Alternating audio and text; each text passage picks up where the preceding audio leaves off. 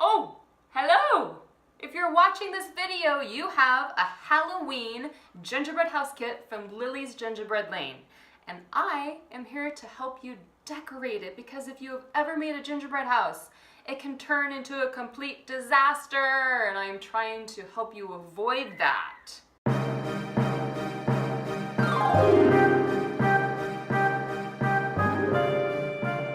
First, let's go over what came in your kit.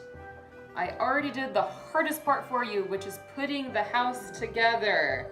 It is together, the roof is done. We have beautiful sugar glass windows with the scary witch. Unless you sent me a personalized picture, then you have that in the back. And then you have everything that goes with the kit. We have the candy, we have the royal icing, we have our trees, the tea lights. That's what the glowing effect that you see right now is inside of it. Our ghosts, our spider, our pumpkins, our sign, our tip for piping, and then 2 bags for piping as well. Here is the food coloring. Black food coloring might not be a common household item. I know if I didn't make gingerbread houses, I would not have this in my kitchen, so hopefully you got this ahead of time. And then there's green food coloring. We want the food coloring to match the house. If we don't, it's gonna be white icing on a black Halloween house, and that is just not gonna look good. So please go ahead and get the food coloring. Also, in your kit, you received a list of common household items. Let's go ahead and grab all of those items. It is key that we have everything ready, because once the royal icing is done, we have got to move, because it can become hard very, very quickly. So first thing on the list, go ahead and grab a fan. The royal icing can melt if it's too warm in the room, and if it begins to melt, we're gonna have a disaster on our hands, and we're trying to avoid that. So grab a fan, have the house cold, have a ceiling fan above you, something to keep the royal icing nice and cool. Next, you wanna make sure you have a mixer. I have this guy. If you don't have this type of mixer, go ahead and grab your handheld electric mixer. This will take about 5 minutes. This will take about 10 minutes. Either one works, whatever you have. Next, we have a measuring cup. I already have about 3/4 cup of water in it. We probably won't need all of that, but just in case, I have it here. Next, we have a knife. We have some Q-tips. Q-tips are gonna help just kind of clean up some of the edging with the frosting. Scissors, a large spoon, a smaller spoon, a spatula, and then we have 2 cold towels. I also have a tall glass. You want this because we're gonna put the piping bag in it to help eliminate air bubbles. I have a 1 cup measuring cup, and then just a small bowl with the spoon. And then we go into our food coloring. It's key to have the food coloring. Everything is already mixed together for you, but this is the key. This is what could cause a disaster if the royal icing does not turn out. If it's too wet, it's going to melt. If it's too hard, it's going to be very difficult to pipe through the bag, and the candy's not going to stick. So what we are looking for white, fluffy royal icing with peaks. We're looking for peaks, and when we get to the end, I'll show you what the peaks look like. So let's go ahead and add the royal icing to your mixer, a bowl, whatever you're using. Just go ahead and dump it. Just do it a little slow, because it can spread a little bit. And then we're going to add the water. I am going to add about 1/2 cup of water. It's better to have less than too much. If it's too wet, it's going to take forever to mix it. Go ahead and grab the spoon and mix it. You don't want to start the mixer without the water being mixed in here pretty good, otherwise you will have powdered sugar everywhere in your kitchen, and that's a complete disaster.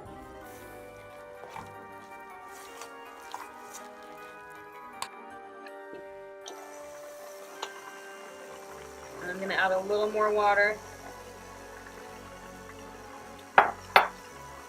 I definitely want it to be a real creamy consistency before it begins to thicken up. You don't want to put your speed on too high, otherwise air bubbles can easily happen. We're just going to go up 1 more speed. swirl icing is mixing, this is when you want to get everything ready. Have the candy ready, bring everything over that you need. Go ahead and grab your kids, your grandkids, your friends, whoever you're making the gingerbread house with, because the fun is going to start soon. Okay, we are at a good stage. So, it is white, it is fluffy, and do you see the peaks? Here, I'll show you. You see the peak? It's moving. You do want it to move because you don't want it to be cement. If it's too hard, it's going to be very difficult to pipe out of the bag and it's going to harden too quickly. But you want it to be hard enough that it's going to dry and not melt all over the gingerbread house. Go ahead and grab your 1 cup measuring cup and take a hefty scoop of the icing and put it in the small bowl, the cereal bowl. We are going to set this aside for later. This is going to be for our fence, which is going to be green. So I'm going to grab one of the cold, wet towels and place it over it so it doesn't harden, and just put that aside. Go ahead and grab the black food coloring now. We're going to go ahead and make the icing that actually goes on the house. And you can just kind of judge this. I like it to be pretty darn black, so I'm pretty hefty with my black food coloring. And this is where you might need your spatula to kind of wipe down the edging. I am going to add more black food coloring because this is more of a dark gray, and I definitely want black. Let's go ahead and talk about the frosting. If it does become too hard, you're going to notice that in the piping bag it's very difficult to squeeze through the tube. If it is too hard, go ahead and put it back into the bowl, add a little bit of water, not a lot, and mix it. It will soften it up. Just remember you're looking for peaks that are movable. You don't want it super hard, but you want it hard enough it's not going to melt. I went ahead and almost had to add this entire tube of black food coloring because I do like it to be pretty darn black to match the actual house. We are going to fill the piping bag with the black food coloring. Place the tip in the bag and push it down to the bottom. This is where you grab your scissors. We want to cut it about 1 inch, just a few, like 1/4 of an inch above the end of the tip there. And then push it through. You just don't want to cut it too big so it slides right out because all the frosting will seep out. But this is nice and snug. You want it to look like this. So take a good hefty scoop, but not too much because you want to make sure you can fit it in the bag. Go ahead and take it down there. I'm going to add a little bit more.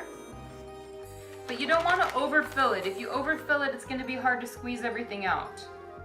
So add another scoop.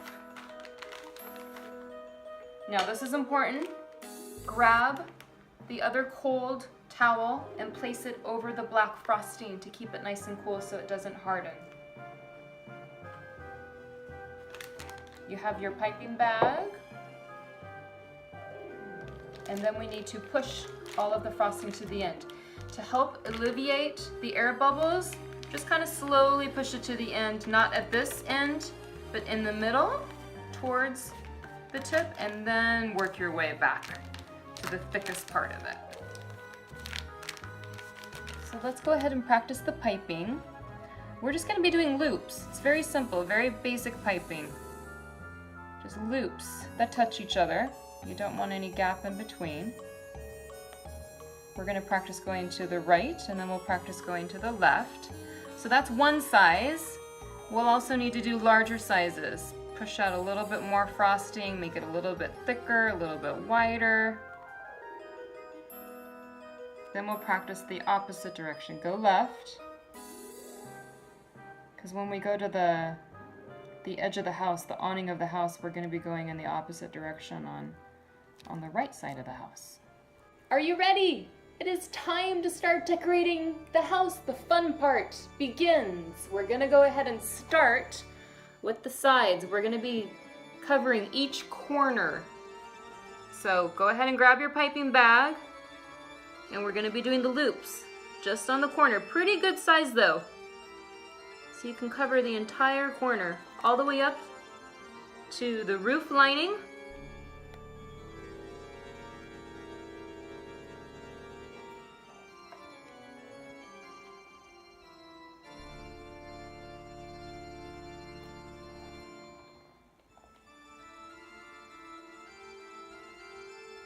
Go ahead and put the piping bag in the tall glass. Again, air bubbles. We don't want air bubbles. If you haven't done your fan already, make sure you turn on a fan. Remember, this is essential. And then I am going to put the orange sixlets where we just put our frosting. So I'm just gonna go 1, 2, and 3. I'm not gonna do a 4th because that's all gonna get covered up soon when we do the edging of the house.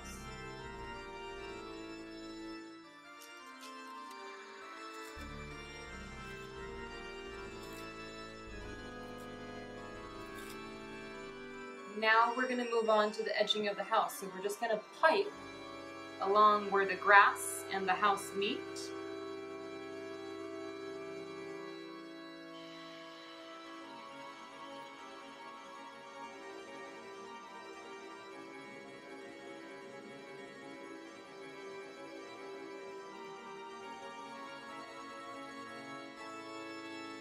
Now I am going to use the candy corn. You can do whatever you want to do. This is the fun part. Go to town, do whatever you want to do.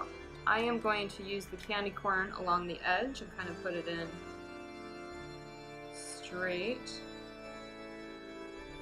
Where the end is sticking out.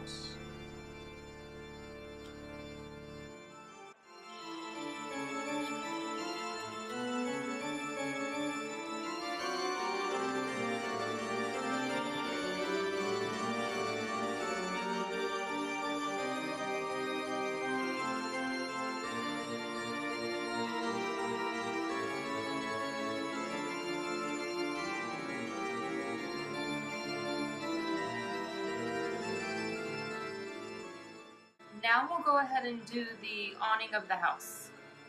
This is where you're going to be going to the right and then you're going to go to the left. And this is, you want to do it fairly wide because you want to cover the whole edging.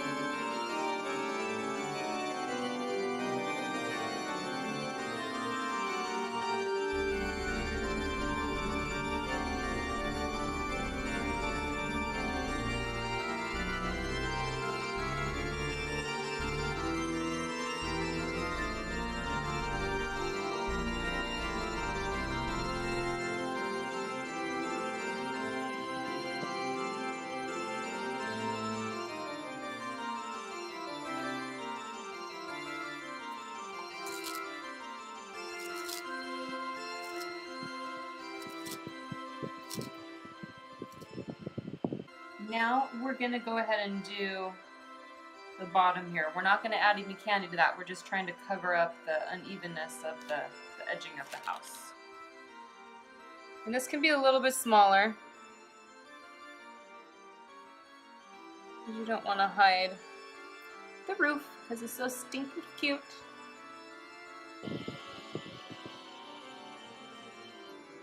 Now we're going to do the top. This is going to be thicker because you want to cover up this wideness here. So still do the loops, but just push out a little bit more. Make it wider.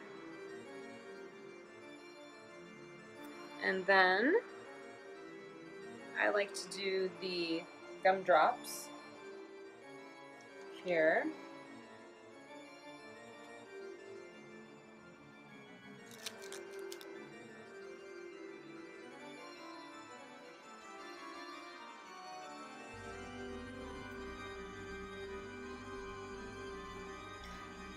Dun, da, da, da, it's coming together. We're gonna go ahead and do the path now.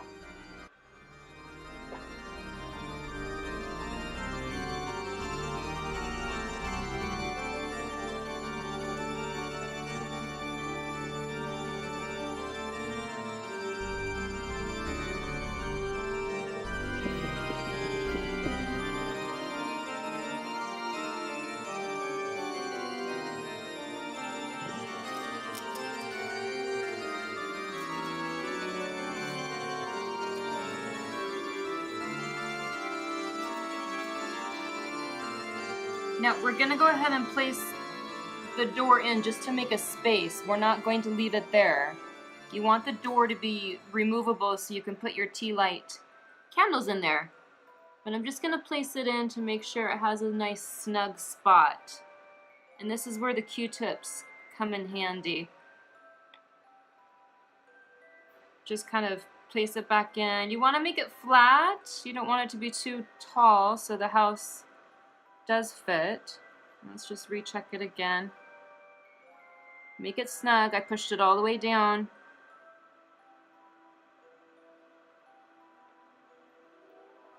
So now it has a home. And then I am going to add a second row to decorate more on my walkway.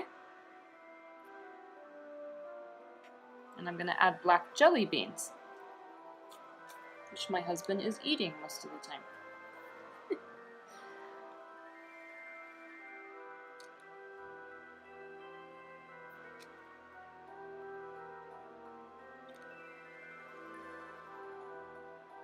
If you got frosting on the door and it's stuck there, go ahead and take it off because that will harden to the point where it lifts the door. And we want it to lay perfectly flat. Now we're going to go ahead and mix the green icing because we're going to do the fence in the yard. Go ahead and grab your green food coloring and your mixing spoon and the extra icing that we put aside. It should still be very manageable because of the wet towel. And then add your green icing. And again, go ahead and mix it to your liking. I'm going to do mine dark enough that it matches the grass.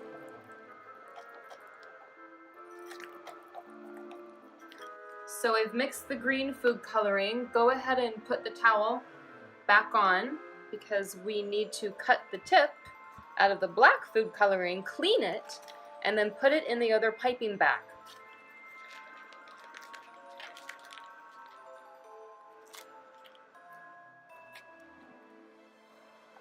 Now we will go ahead and do the fence. So you have your green frosting. We're going to do big loops all the way around.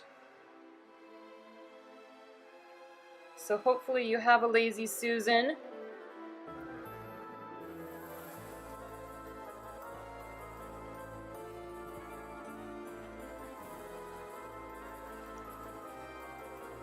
So it's very easy to turn when you have a Lazy Susan.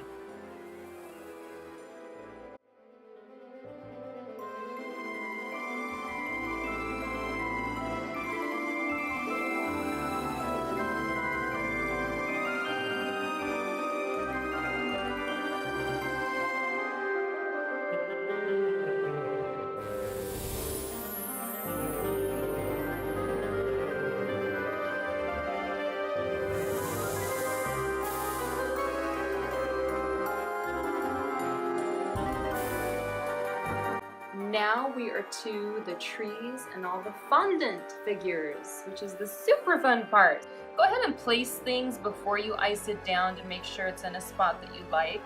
I like to put them here. And then I like to put the Happy Halloween sign here, kind of in the center. So kind of place where you want to put stuff. Put your ghost down, put your pumpkin down. Your spider, we're going to go ahead and put on the roof. At least that's where I'm going to put it. I'm just going to put a very small dab because you don't want the green to show. And I'm just going to place it. We'll have it crawling up the web, so we'll have it right there. Yeah, that's cute. And then to put the trees on, just load up a good layer.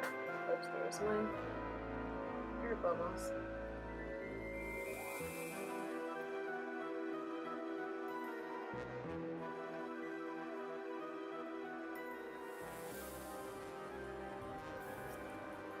So the ghosts don't tend to lie flat, just kind of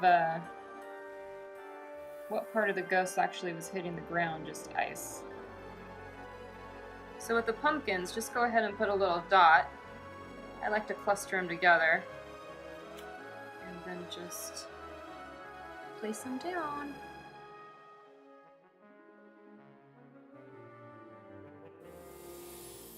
So if you did order the add-ons, like the last name, I like to put mine right there in front of the house.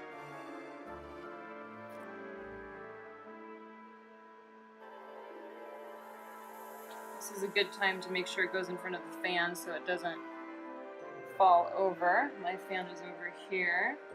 We are to the end. We're to the very last part, which is my favorite part, and that is sprinkling it with a little edible sugar glitter, just to give it a little sparkle. I love the sparkle. But I do want to point out, you certainly don't have to use all the candy I provide. I try to give you plenty. You don't have to use all the pumpkins. You don't have to use the fondant figures, whatever you want to do. I like to have kind of a more is better look, so it just looks super yummy and super inviting. But let's go ahead and dust it. Turn off your fan before you dust, otherwise it's going to blow in the wind. Just have a pinch and do it slowly because you don't want a big glob of silver in one spot. And just give it a little sparkle. Go ahead and grab your tea light, turn it to the back, flip them on, and then you put it through the door sideways. Just slip it through there, turn it, place it down, and then you put your door on.